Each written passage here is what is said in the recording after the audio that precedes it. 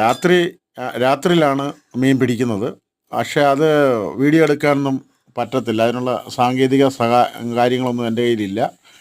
രാവിലെ മീൻ പിടിച്ച് വീട്ടിലെത്തുമ്പോഴാണ് മീൻ പിടിച്ച് കൊണ്ടുവരുന്നതാണ് കാണിക്കാൻ പറ്റുന്നത്. ഇപ്പോൾ 3 മീൻ കിട്ടിയിട്ടുണ്ട്. ഒരെണ്ണം 6 കിലോ 700 ഗ്രാം ഉണ്ട്. പിന്നെ ഒരെണ്ണം 3 കിലോയും ഒരെണ്ണം 2 കിലോയുമാണ്. എൻ്റെ ചാനൽ കാണുന്നവർ സബ്സ്ക്രൈബ് ചെയ്യുകയും സഹായിക്കുകയും ചെയ്യണം.